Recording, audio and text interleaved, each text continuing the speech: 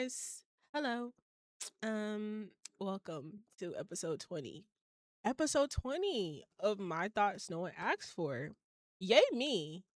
20 consistent episodes. I was this close to missing this week. I was so close. But the only reason why I don't, even if I feel like I need a week off, the only reason why I'm not gonna take a week off is because I will end season one by December and pick back up season two in January. So I don't really see the point in me stopping anytime soon when I know that I am gonna take a break so I can, get some things in order and get the show prepared for y'all, new and improved in January.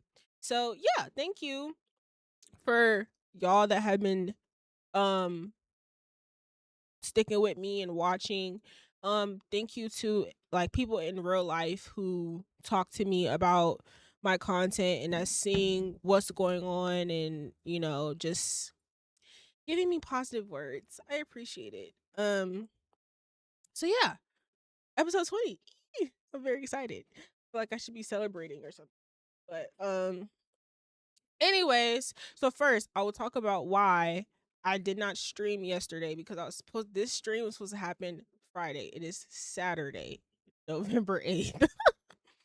So, first of all, I told y'all like two episodes in a row now how I have been working later than I'm supposed to. I've been working overtime because of some shit at work, but that I was by now I was supposed to not be working overtime. So this Friday, I'm expecting like, okay, I'm gonna get off at 3 like I'm supposed to. I'll stream probably a little early because I wanted to go to this film screening and this album release thing that I seen on TikTok. I don't even know who the guy is, but I'm trying to get back into like socializing with people. I'll get into that in a second. But I'm over here planning my Friday, like, okay, I'm gonna get off at 3 o'clock, and I'll be able to, stream and get everything done in one day. That didn't happen. Um, had to stay until 7. I had to hurry up, come home, and get ready, and like go out and socialize. And I just did not have. Got back home a little early, but I just did not have. I could have streamed last night, but I was like, I'm just not going to. Like, do you ever just tell yourself, you know what, I don't have to do this right now. Like it's not going to kill me if I don't do this right now. I can just stream tomorrow. It's gonna be less of a headache to just do it tomorrow. So that's literally what I did. And yeah, so I just, wanted to hang out. It was just a long day and I just did not feel like hopping here on stream. I just was way too tired. And ironically I was up late, but anyways, here we are. I'm a day late. Sorry, my bad. But that didn't stop me from hopping on here. It's maintained my consistency.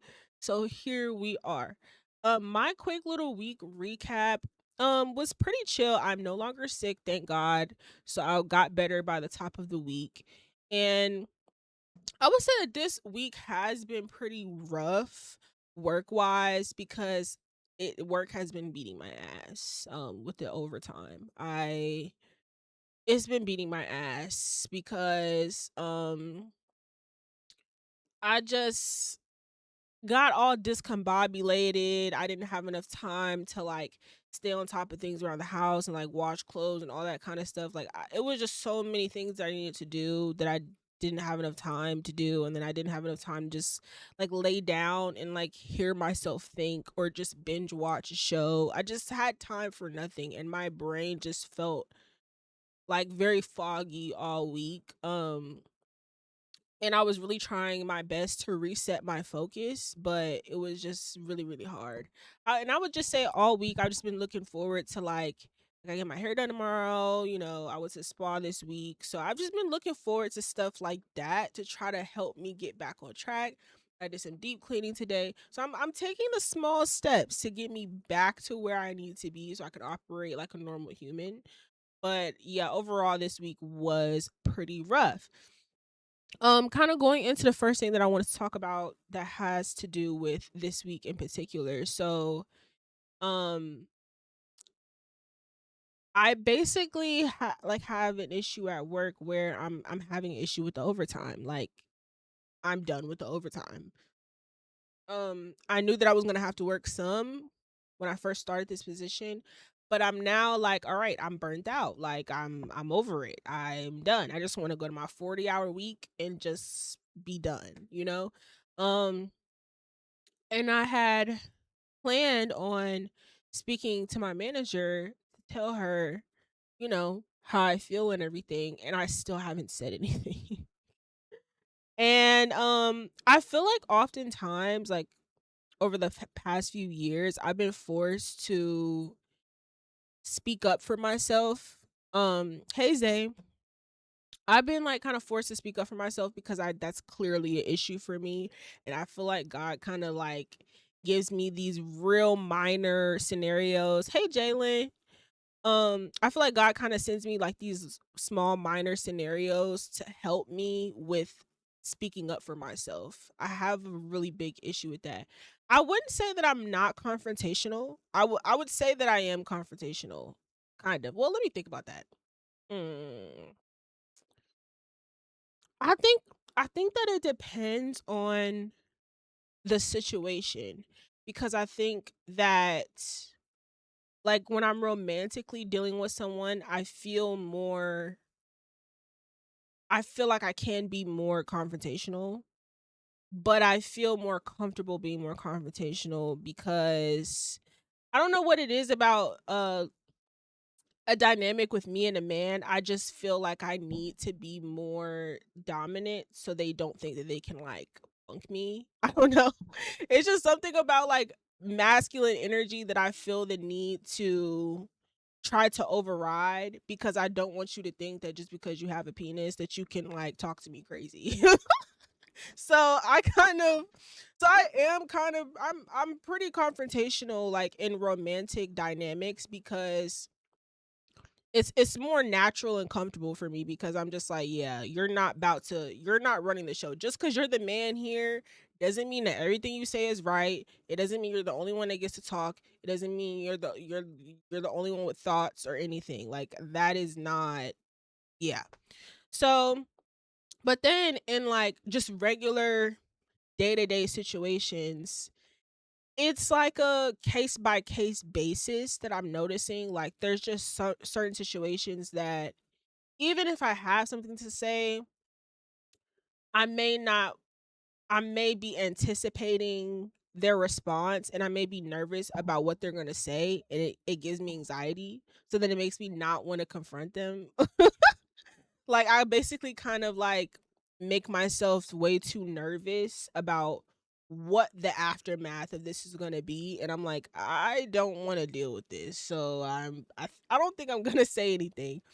Um and that's how I am with some situations. Like, I just really am a person that tries her best to avoid conflict. Like, it makes me physically uncomfortable, so I really try my best. And I'm just noticing that now, like within this past week, I'm like, damn, Asia, this is really like an issue that you got to work on with just speaking up for yourself. Not even about just being confrontational, but like just standing up for yourself, defending yourself.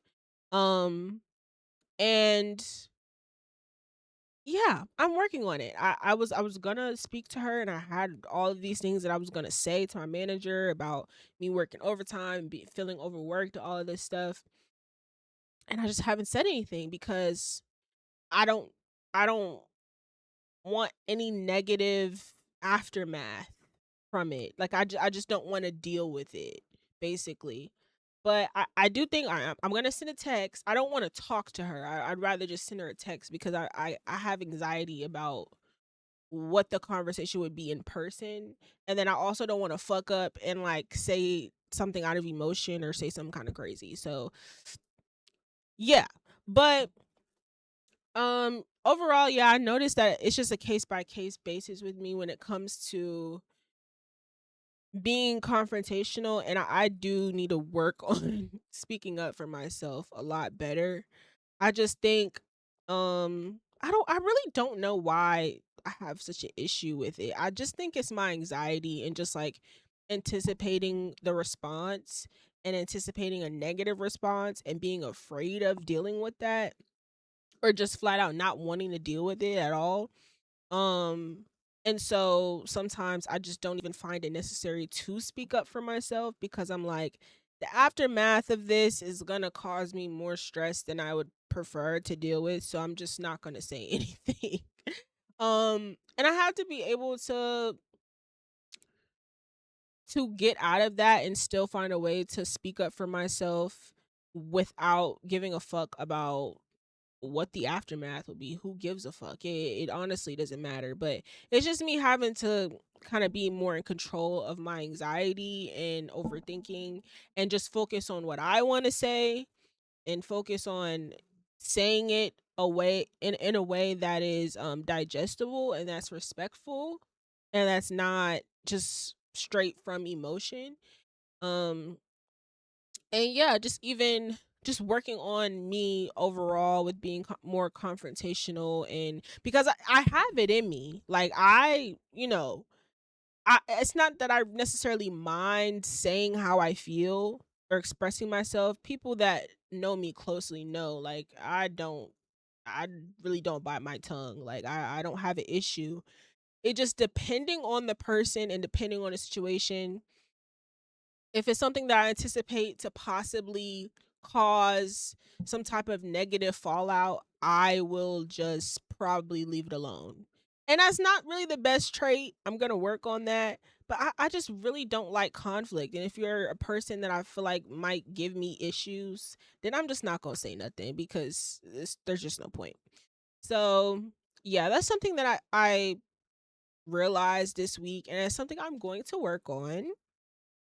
I'm gonna work on it. I'm gonna work on just speaking up for myself and saying how I feel and not like being pussy because I just am. I'm really scary and I'm just kind of like I don't be wanting no beef. I don't be wanting no problems. I just don't like unnecessary negativity. Like it does something terrible to my body and I just don't. I do my best to avoid it at all costs.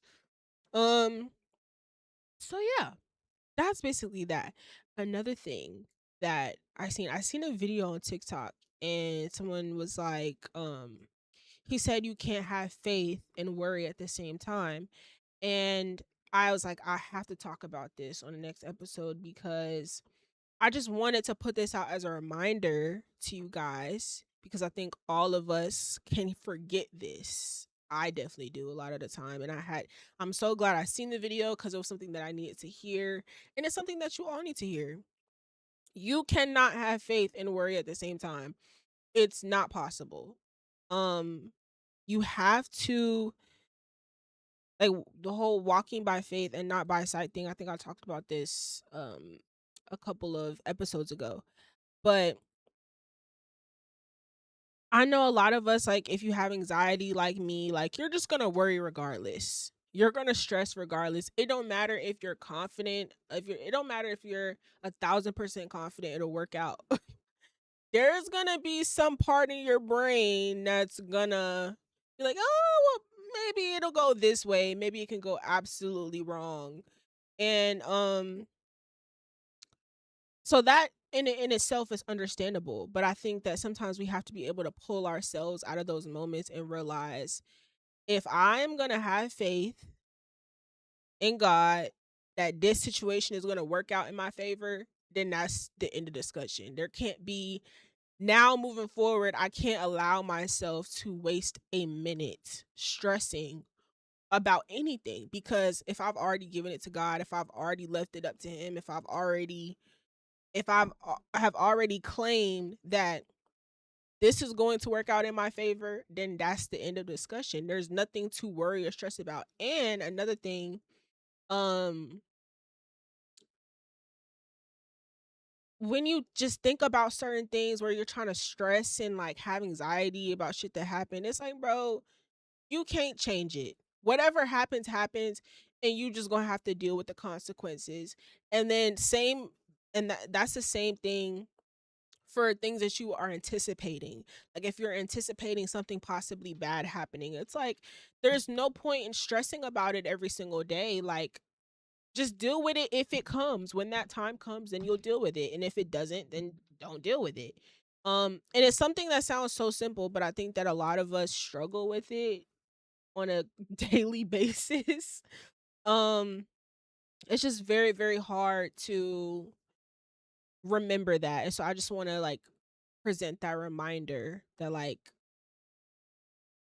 if you are gonna have faith, if you're gonna claim that something's gonna work out, then it's gonna work out. And if it don't, you can just deal with that when you get there. But don't allow yourself to stress over things that you don't need to stress over. Unnecessary stress. We're in this season of seasonal depression. I'm gonna talk about it probably for the rest of the season because it's creeping up for people. It's coming in. Holidays are coming up, and so I just think the less stress that you can have on yourself, the better, because it's not necessary and it's not worth it at all. So be nicer to yourself, you guys. Be kind to yourself. Prioritize you, your mental health. If you need a break from work, if you need whatever, a trip, a road trip, relax. Hi Josh, thank you for joining the Twitch stream. Um okay, what did I want to Okay, let me talk about this next.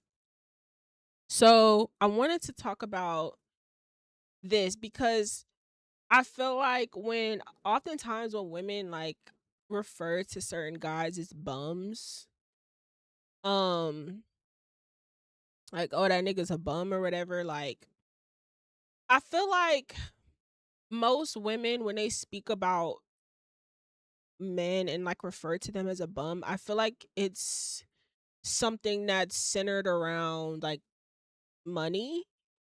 But for me, I think that you being a bum doesn't have anything to do with money. I think you being a bum has everything to do with you having no drive, you having no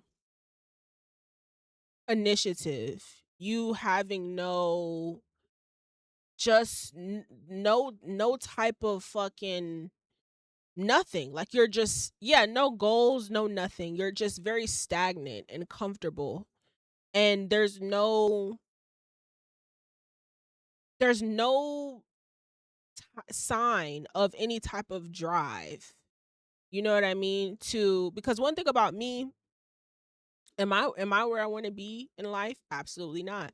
But one thing that nobody can ever say is that I be sitting on my ass. One thing that nobody can ever say is that Asia sits on her ass and she don't get up and go get it. One thing nobody can say about me is that I don't do exactly what I want to do. If I want something, I get up and I go after it. Exactly, the urgency to do better. That to me is what makes you a bum. And I feel like that's for men and women. I don't think that's a gender specific thing. There's women that are very comfortable and stagnant and like look at some people that you went to high school with. They look the same. They wear the same shit. They hang around the same people. They doing the same shit they was doing. Like there's no type of sign that they even trying to go in another direction. It's like, damn, you still on the same shit? Like it don't got shit to do with money for me. It don't got nothing to do with money. It's just like, damn, like you just still on the same shit.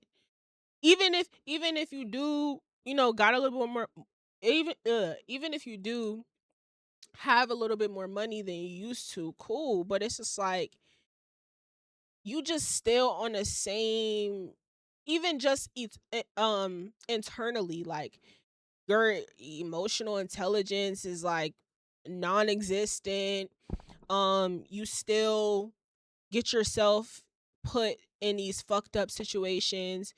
um you still have like toxic relationships and you still don't know how to communicate, like even just internally, not just like career wise. Um there's like a bum aura that and I was thinking about this because, well, I'm not gonna explain why I was thinking about it, but I just randomly was thinking about that because I was looking at someone and I was trying to like decipher if I felt like they were like a bum or not. And I'm like, and I really couldn't figure it out. But then in my mind, I'm like, well, I don't really feel like being a bum has anything to do with money. So it's like, and this person didn't really seem like lackluster in like the financial department. I was kind of like, what's the aura? What is giving me bum about this person? And I feel like the lack of drive, the lack of consistency or effort or wanting to put in effort to get to where you want to be, that's what makes you a bum. To me, I think that most of us are not where we want to be in life. We're realistically we live in a very fucked up economy. I think defining trying to define a person's worth by how much money they have is like really dumb. That's like some social media shit. That's not like real life. Um but if you are a person who is just comfortable at where you're at and you're not where you want to be, that gives bum status to me. And if you feel like you're in that category, you have to get up and go get it. I'm not a person that likes to sit around and hear people complain and bitch and compare themselves to other people and all of this stuff. I don't like listening to that. What are we gonna do to change the situation? What are we doing? I'm a get up and go get it type of person. Like actively like boots on ground, putting in the work to change my situation. So yeah, I don't think so. That's just for me. If y'all hear me using the term bum or calling somebody a bum, it's not just like, oh, that's a broke nigga, like that's a broke person. Like I'm not saying that. I'm talking about something like you just have no goal, no drive, no nothing. You're just comfortable where you're at, you're stagnant, and you're not really moving much because you don't want to. Not because you can't, because you don't want to. That's what will qualify you as a bum for me. Um and I don't like being around those type of people at all. Period. It don't got nothing to do with money or nothing or whatever. Like it's just as long because you can be low on funds, but if you have the drive and you have the mindset that like, hey, I'm gonna get there and you're consistent, you're always gonna get to where you need to be. Always. So yeah, it's all about mindset. Like the older we get, I care, I don't give a fuck about being friends with like pretty people and people that know how to dress and like hanging out with people for a certain aesthetic. Like what is your going on in your mind? What is your brain like? What is your emotional maturity level? Are you able to have a conversation? Are you able to disagree respectfully? Like I care a lot more about what goes on up here and how you conduct yourself as a human. I don't give a fuck about how much money you have and what you have on and whatever the fuck. I don't care. At most, of course, I would want people around me who at least have somewhat of a similar of who at least have somewhat similar interests as me. Like certain things we can relate on and stuff like that. But like other than that, I don't be giving a fuck. For real, I feel like people be stuck on the aesthetics of shit for sure. Everything, yeah, everything is an aesthetic. Everything is just fake for social media. I don't give a fuck about any of that. And so I don't think I really talked much about this yet on stream. Yeah. But kind of talking about staying on the topic of, building relationships and friendships, stuff like that. So yesterday when I went to this event, because earlier this week, this is what I said, y'all. I was like, you know what? starting this month, I have to start pop showing my face outside more. Like I have to pop out. Like I really have forgotten that not only am I a bad bitch, one, but two, I am a really dope person and I do some really dope shit. And at the end of the day, I live in Atlanta. Like it's stupid for me to not be out in the mix and be networking and talking to people and collaborating with people. Like I have to get out of my shell. However, because I was just talking to my friend about this last night. MK, how are you? Thank you for joining the live. I have to get out of my shell because I am so miss antisocial and everything. But I was talking to my friend about this last night because I'm glad that I stepped away from the content space for so long because I really, or not even just the content space, but everybody. Um, because you really have to be careful with the energy you absorb. I'm not gonna get all super spiritual and deep on y'all today, but I am gonna say that um it will, when you are constantly around a whole bunch of fucking people that have all these types of different energy and you're just constantly absorbing it and interacting with it all the time, it's going to fuck with you in some kind of way. It just is. And that has happened to me on multiple occasions and I am way too protective of my energy and my fucking sanity and my mental health that I am very, very cautious about who I'm even in the same room as. You know what I mean? And last night, I wanted to stay a little later and like mix and mingle and stuff like that, but I just physically felt too much. Like I just something just told me, okay, it's time to go. I didn't really get any like bad vibes necessarily, but I just felt very intense and I just felt like I needed to go. I talked to one person last night. I socialized with one person because he walked up to me and I talked to him. I just couldn't, I didn't have any more in me last night and I'm not mad at myself. True, that shows you're hyper aware of your energy. Exactly. And I've gotten even more aware of it this year. Um After doing like some Reiki and stuff like that and just kind of tapping into, you know, that spiritual side and stuff like that because I it's something that I knew that I felt for so long that I could always feel very intense energy with other people and I read people very, very well and I don't even try to. Um so yeah, it's something I never paid attention to that much before until this year where like I really had to pay attention to it.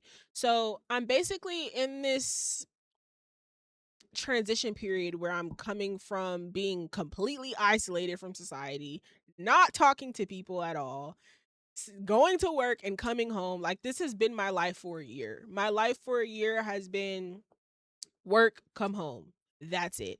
No boyfriends, no nothing. Like literally that's it. Now, before the year starts, I'm changing that. I'm Cuz even my version of like if I'm telling you right now like, "Oh, I'm going to go out." My version of going out isn't the club or the lounge. Like, nigga, I live in Atlanta. Do you know how many creatives are here from all that do all kinds of shit that like are into fashion, music, film, photography, all sorts of shit, right? These people be having random events and stuff like that all the fucking time. That's the type of shit that I want to be in. I don't invite me to no club or no lounge. No. Invite me to something where I can experience something new, something creative, something fun and actually network and like grow and connect with people. Like that's what I'm more so into. Um and of course, like there's a bunch of like dope spots in the city to hang out at, and I want to go, to places like that with my friends and everything. But yeah, I'm not like oh, when I'm outside, I need to be out at clubs and lounges and stuff. That's just that shit just overstimulated. Um, I be hella observant too. Same. I see everything. I see everything. I pay attention to everything. I'm just like, yeah, I'm very, very specific with that. Um, Isolation has its benefits, but naturally as humans we are social. Exactly. And that's the realization that I had this year. I was like, girl, you can only be so anti for so long because naturally I'm a great talker. Like I'm pretty good. I'm a great talker. I'm a great socializer with people. I'm just anti by choice because in this content space specifically, I've met a lot of weirdos. Even not in content, but just like overall, I've met a lot of weirdos. And I've met a lot of people who suck the energy out of you, who take so much out of you without even trying. And so because I understand the power of that and how much it can fuck me up and throw me all the way off, I am just like I keep my social distance because yeah, but like you said, naturally we're social. I when I am in that mode, like when I'm in a space to socialize, I'm a great talker. Like I'll walk out that motherfucker friends with everybody. You know, I'm a very likable person. I'm chill. I'm very easygoing. I'm like a chameleon. I can pretty much be cool and be friends with any type of person.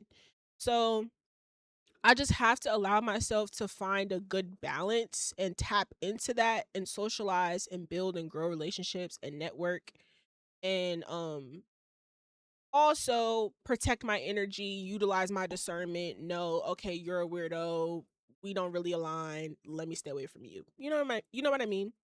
And like the main reason why I want to go out to more events and just be out and do more is because I need everybody to see this face. I need y'all to know this face. When I walk in a room, I need people to know who I am because this shit is gonna go up. When this shit goes up, I want people to know when I'm out and about, I want people to know who I am. So I have to, as I'm building and growing this whole thing with my thoughts, no one asks for, I have to get outside. I have to put boots on ground, talk to other creators, and that's what I did today. I had like a meeting for something pretty cool today that y'all should know about soon, actually. Yeah, pretty soon. Um Talking to other Atlanta creatives and just like it just again it reminded me how fucking dope I am and how much I really have to offer and how other people really see that in me as well. And that just makes me feel like super confident and excited for the new year and to show everyone everything that I have planned that's in my brain. um it can be annoying, but that shit low key a superpower. Facts. It not even low key, it is a superpower. I agree. Hell yeah, it really is about a balance. Yes, you the shit. Oh, thank you. Thank you, girl. I appreciate that. Yeah, it's about a balance. I'm a work in progress, so I'm working on it. I'm working on it. Okay. Um so yeah, we'll see how that goes. I have like event. I've been like looking at events and stuff to pop up to for the rest of the month. So if y'all have any events, anything creative, if you're an artist and you're going to perform somewhere, send it to me. I might pop up. If I'm free, I'll pop up. Like I want to be in a mix. I want to be in these spaces and observe and learn. Like even last night for the film screening, like I was taking my notes in my head, like listening to the software they were using and just listening to the their storyline and the reasoning behind behind the story and why they wanted to portray it the way that they did and the editing and all that stuff. Like I took my notes. I probably didn't socialize, but I definitely took my notes with the short film because I eventually want to pursue that. And I also want to act in one of them as well. So although I was upset that I didn't socialize that as much as I would have wanted to, it was my first time literally outside by myself in like a year. So I'm giving myself a tad bit of grace, and I promise you the next time that I go somewhere, I'm gonna be better, okay? I'm gonna be way better. But yesterday just wasn't my day. I had a long week. Okay. All right. So next, this is what I want to talk to y'all about. Matter of fact, I think I'm gonna pull up the TikTok so y'all can see because I saw this TikTok about this girl talking about loving as a neurodivergent. Y'all know what that means, like someone on the spectrum, basically. Um, and I really identified with it because it's something that I've been like working through very heavily recently, and I kind of talked to y'all about it like an episode or two ago with like whatever, but I wasn't entirely specific. Um, so I'm gonna play the video and then I'm gonna tell y'all my thoughts. Hold on, let me switch my screens so y'all can. Yeah, it's the right one. Okay. Heartbreak is hard for anyone to go through. Heartbreak is hard for anyone to go through. Like, heartbreak is one of the worst things. But heartbreak, as a neurodivergent person, genuinely feels like you're being punished. It feels like somebody just reached inside your brain, took out every single happy memory you've ever had in your life, threw it away, and then said, you can't have any more. You have to deal with the emotional dysregulation, the rejection sensitivity dysphoria, the object permanence. And that's because when you love someone as a neurodivergent person, when anyone loves anyone, right, it is one of the strongest, I would say it's the strongest feeling in the world, love, right? But for a neurodivergent person, all of your feelings and all of your emotions are heightened. So when you love someone as a neurodivergent person, you really immerse yourself in that love. And it's like love, but times 300 billion thousand. So when it gets taken away from you, oh my gosh, it leaves you feeling so empty. It leaves you feeling like you've never loved anything in your life and there was no happiness and there's no sun, there's no rainbows, there's no anything. But I feel like this is very much a double-sided coin because there's also some people, I know particularly with ADHD, who once you're out of their sight, they will never think about you again. Like, I have seen people break up with people and genuinely never ever think of them again and not miss them at all because they're not in their line of vision anymore. And I do think with ADHD particularly, that happens a lot, that they just don't miss people. Unfortunately, with me, that is the case, but not with love, just with everything else. Heartbreak. Okay. So, hold on, let me change my. So, as someone with ADHD, I that is my life. Let me get y'all to understand. That is my life. Like I love so intensely that it consumes me. And I was thinking about this recently because I think that it's a good thing and a bad thing. I think that when I find my person, it'll be a really, really good thing. I think loving someone who's not your person, I think loving someone who's not my person is that's when it can be really, really bad. Um and it's something that's so fucking annoying, but it's so annoying to deal with, but it's also like really romantic. Because I am truly like such a deep lover and I'm so like I'm gonna show it and I'm gonna express it. I'm not a person that you're gonna have to question, oh, does she like me? Is she into me? Like, no, like you're gonna know. Um, this your first time hearing about neurodivergent. Yeah, I talk about it quite often on the show. Because I think I never really felt comfortable talking about it really until this year. And I feel like it's important for me to talk about online because we have a lot of like unique experiences. And so to hear her say literally what I've been dealing with for the last couple weeks, like putting it into words, I was just like, whoa, that is me. And I've seen a couple videos like that too, talking about people with ADHD, specifically how they are in romantic situations. And so I kind of feel like I don't know. I don't want to say that I think that it stops me a little bit from wanting to date and stuff like that because I don't I won't do that. But I will say that I don't know. Like I said, I feel like it could be a good or a bad thing. And I'm down to just experience people and just, wherever my emotions take me is where they take me. I have very good control over my emotions. So I don't, even if I'm really, really sad or really, really frustrated, I don't, I'm never gonna act out or anything. But I just feel like when I do love someone or when I really am into someone, I am very, very, very into them. Like it I don't want to say that it feels like an obsession. It feels like a hyperfixation. And it I literally have to sit with myself and think, okay, do you really like this person? Do you really love this person?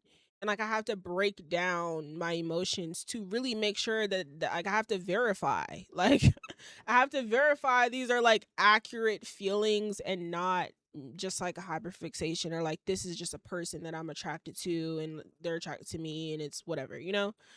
Um so yeah, it's very suffocating. It's very suffocating, it's extremely depressing, and it's a lot to deal with, I'm not gonna lie, and I'm sure probably people who aren't even on the spectrum might deal with this in some capacity as well, like, just people who I'm just a love at my core, I'm a lover girl to my core, so I can be very intense with my feelings, so I think moving forward with dating, I am trying to Imma try to keep shit P as much as possible, even though I feel like that's impossible for me. Like, I'm just not I just I can't it's hard for me to hide my feelings and try to act so, like, stern and playa and like, "Oh, I don't really give a fuck." Like, I just can't do that. So, it's like everything extreme living with ADHD. Um, everything, no. Everything, no. I would say love specifically, like romance specifically is yes. A lot of things aren't extreme. Like there are things that I actually don't think are a big deal at all that neurotypical people, which are people who aren't on the spectrum, which neurotypical people will think that is a big deal. Like I've definitely had issues with people who just like we literally just don't see eye to eye. You think this situation is so big and I because I think so literally, I think very literal. Some neurotypical people do not. Neurotypical people, they oftentimes kind of like talk around things and they don't actually say what they mean. They want you to do mental gymnastics to like do some to decode some shit. I don't have I'm not doing that. I take things at face value. So that definitely can cause some conflict, but in that way, I'm not viewing it extreme. I'm like taking things literal for what it is, and I don't think it's as serious as other people. Um, overthinking, yeah. Yeah. Definitely, and my anxiety be through the roof too, overthinking a lot. For sure. I'm a very just deep thinker overall. Like, yeah, I overthink, but I am a deep thinker. I like to process my emotions and like get down to the nitty gritty. Like, I'm just a very deep thinker. I like to like weigh all perspectives and like possibilities. Like, my mind just be going, yeah, it's just like that. Okay, makes sense. Love is powerful. Yes, it is. I respect people that sit in their thoughts, open mindedness. Yes, same. Because some people don't do that. Some people are very like, how do I say the word right? I don't want to say reactionary. I don't know if that's the right way to say it, but they react a lot um to things instead of like processing and then responding. Um And so I'm learning that that's the best way for me to communicate with people, especially with conflict. Like, if you want me to say something right then and there, you may not like me because I might say something crazy. And yeah, I might say something out of pure emotion. So I definitely like to sit, process my thoughts and feelings because, um, a lot of the truthfully, I don't know. Well, yeah, I'm gonna say it. Y'all might disagree with me. You're allowed to disagree. I'm not speaking against therapy. I'm not going to speak against therapy. I think people should go to therapy if they need to. However, as someone who used to go to therapy when I was younger, and now someone who has grown into a very mature, emotionally mature young woman who has done so much work on herself over the last few years, there's a lot of things that you can solve on your own.